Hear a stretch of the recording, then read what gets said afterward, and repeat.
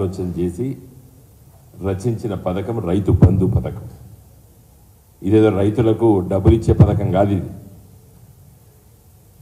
The spirit of Rythu Bandhu ఎప్పుడు ఇవ్వాలది? రైతు తన పొలంలో కానీ తన చిలకలో కానీ అడుగు పెట్టి దున్నేటప్పుడు, దున్నిన తర్వాత విత్తనాలకి ఒక డిఏపి బస్తా, ఒక యూరియా బస్తా కొనుక్కోవడానికి కావాల్సినటువంటి పెట్టుబడే రైతు బంధు.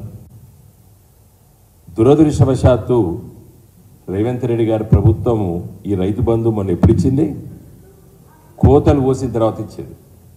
పంట చేతికి వచ్చి రైతు అప్పుడే అమ్ముకుంటున్నాడు, పైసలు వస్తున్నాయి, రైతుకు జేబులోకి పైసలు వస్తున్నాయి పంట అమ్ముకున్నప్పుడు. అప్పుడు రైతు బంధు ఇచ్చాడు, ఇప్పుడు కూడా ఇస్తున్నాడు. సరే, ఈ 6 months మంచో చెడో జరిగింది, పక్కకు పెడదాం. ఇప్పుడు ఇంకో 10 రోజులకు ఏమొస్తున్నది? రోహిణి కార్తె వస్తున్నది. ఈసారి ఎర్లీ మాన్సూన్ అంటున్నారు, అంటే జూన్ మొదటి వారం లోపల వర్షాలు పడితే అని చెప్తున్నారు, వాతావరణ శాఖ చెప్తున్నది. అందుకోసమే ఈరోజు క్యాబినెట్లో మా యొక్క సూచన ఏంటంటే, మీరు వెంటనే రైతులకి రైతు బంధు ఇవ్వండి. రైతు బంధు ఇస్తారా, రైతు భరోసా ఇస్తారా, అది కూడా నిర్ణయం చేయాలి. రైతు బంధుకు రైతు భరోసాకు తేడా ఉన్నది. రైతు బంధు 10,000 కేసీఆర్ గారు ముఖ్యమంత్రి ఉన్నప్పుడు ఇచ్చినటువంటి పథకం పేరు రైతు బంధు. 10,000 ఎకరానికి, ఖరీఫ్కి 5,000, రబీకి 5,000, అంటే వర్షాకాలంకి 5,000, యాసంగికి 5,000 ఎకరానికి చెప్పి నాటి ప్రభుత్వం నిర్ణయం చేసేది. మీరు ఎన్నికల ప్రేమన్నారు రైతు భరోసా అని దానికి పేరు పెట్టారు, పెట్టి 15,000 చేశారు. అంటే 7,500 రూపాయలు ఇవ్వాలి ఇప్పుడు మీరు ఎకరానికి. మీరు నిన్నటిదాకా ఇచ్చింది రైతు బంధు, ఇంకా మీ పథకం రైతు భరోసా మీరు ఇంకా అమలు చేయలేదు తెలంగాణ రాష్ట్రంలో. మొన్న ఇచ్చిన పైసలు కూడా కేసీఆర్ గారు 7,000 కోట్ల రూపాయలు డిసెంబర్ 2వ తారీఖు నాడు, నవంబర్ చివరిలో ఎన్నికల ముందు ఇచ్చేది ఉండే, డిసెంబర్ 3వ తారీఖు ఫలితాలు వచ్చే వరకు దాన్ని ఎలక్షన్ కమిషన్ ఆపింది. సరే, మీరు ఆ 7,000 కోట్లు మీ ప్రయారిటీ ప్రకారంగా మీరు రిలీజ్ చేసుకున్నారు వేరే వేరే వాళ్ళకి. ఇంకా మొన్నటి దాకా 7,000 కోట్ల రూపాయలు కేసీఆర్ గారు రైతు బంధు డబ్బులు ఇచ్చిండు రేవంత్ రెడ్డి గారికి, అప్పచెప్పాడు. సరే, మీరు వేరే దానికి వాడుకున్నారు, మొన్నటి దానికి ఇస్తూనే ఉన్నారు, ఇంకా చాలామందికి ఇవ్వలేదు. కానీ మీ పథకం రైతు భరోసా పథకము ఇప్పుడు అమలు కావాలి. జూన్ 1st వీక్లో మీరు ఎకరానికి 15,000 చొప్పున, అంటే పంటకు 7,500 రూపాయల చొప్పున వెంటనే రిలీజ్ చేయాలని చెప్పి మా సూచన. ఎందుకంటే రైతు బంధు పేరే రైతు భరోసా మీ పేరులో. దీని ఉద్దేశం ఏంది? రైతుకి పెట్టుబడి పెట్టాలి.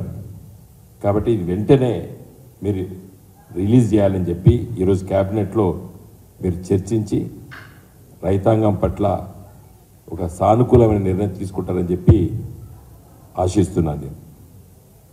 ఇదే సందర్భంలో మీరు ఎన్నికలప్పుడు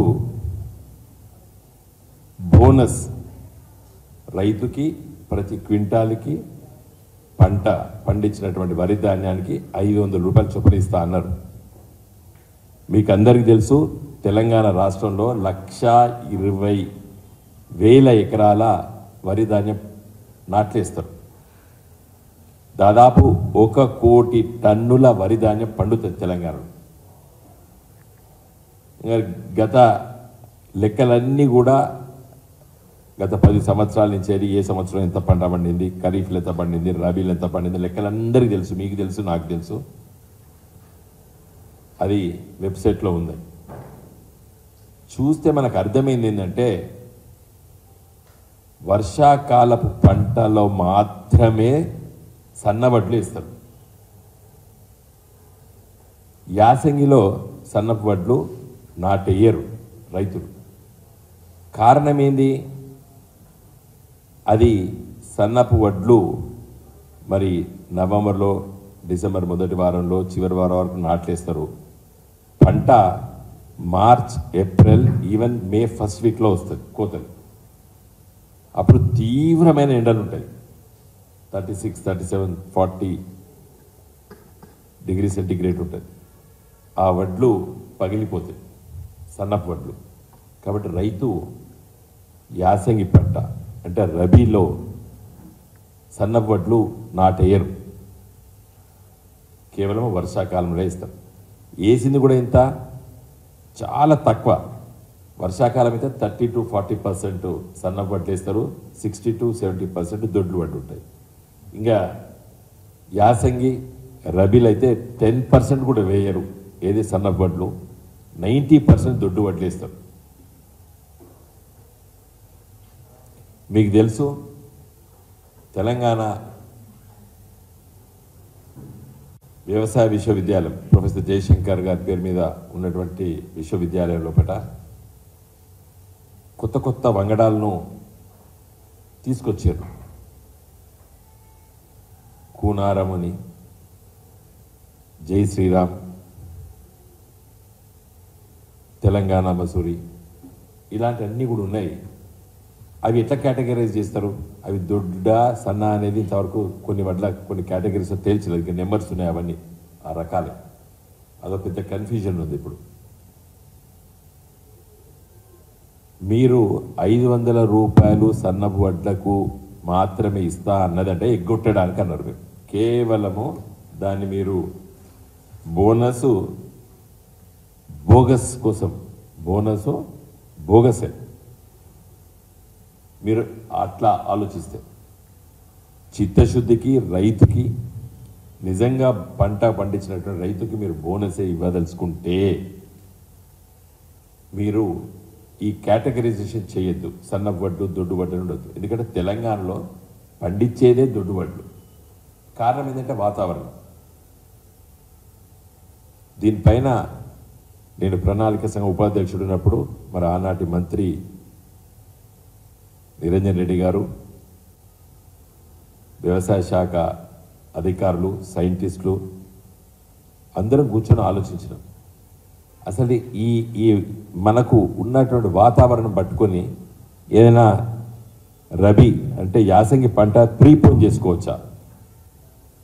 కేసీఆర్ గారు చాలా సీరియస్గా ఆలోచించారు దీని మీద. చలికాలం నాటు వేసిన తర్వాత పెరగదు, చలికి పెరగదు. కాబట్టి లేట్ ప్లాంటేషన్ జరుగుతుంది. లేట్ ప్లాంటేషన్ అయ్యేసరికి ఇల్లు లేట్గా మార్చ్ ఎండింగ్ ఏప్రిల్ మేలో పోతుంది. పోయేసరికి ఎండ తీవ్రత అవుతారు. కాబట్టి వడ్లు పగిలిపోయి నూకలు అవుతారు. కాబట్టి దీన్ని ఏ విధంగా అరికట్టాలని చెప్పి రీసెర్చ్ చేయమని చెప్పి కూడా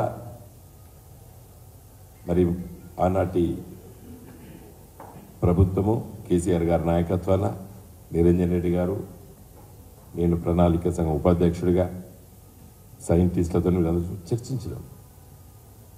జగిత్యాల, అదేవిధంగా మన కూనారం, మన agricultural Warangal research station and agricultural university Rajendra Nagar, ఇదంతా డిస్కస్ చేసినాం. కాబట్టి మీ మనసు పెట్టండి, మనసు పెట్టి ఆలోచించాలి దీని మీద.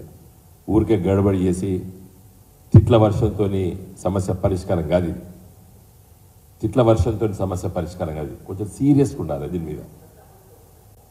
నేను అందుకే క్యాబినెట్లో కొంచెం మంచిగా డిస్కస్ చేసి ఈ వరి ధాన్యం ఇంత కొనాలి, ఎట్లా కొనాలి, రైతుకు పెట్టుబడి అంటే రైతు బంధు ఎప్పుడు ఇవ్వాలి అనేది చాలా ఇంపార్టెంట్.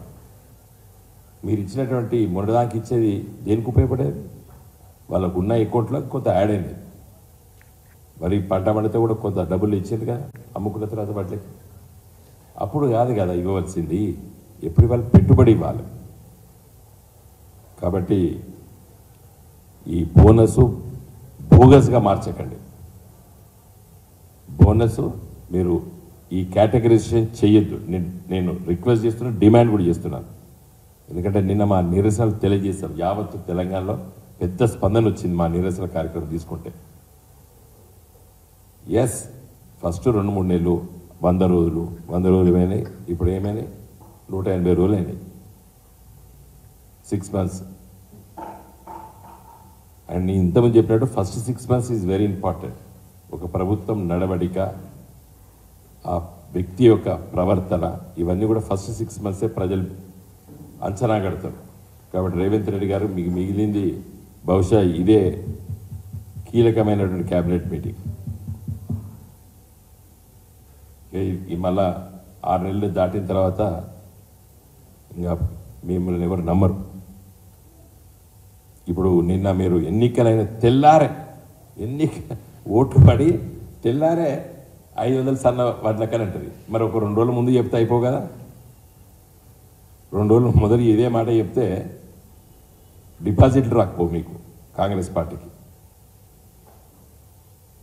ఈ ఈ ఈ ఈ వార్త 500 రూపాయలు క్వింటాల్కి ఇచ్చే బోనసు ఓన్లీ సన్నబడ్లకి ఇస్తామని ఎన్నికల ముందు అని ఉంటే 17 పార్లమెంట్ సీట్లు కూడా డిపాజిట్ రాకపో కాంగ్రెస్ పార్టీకి.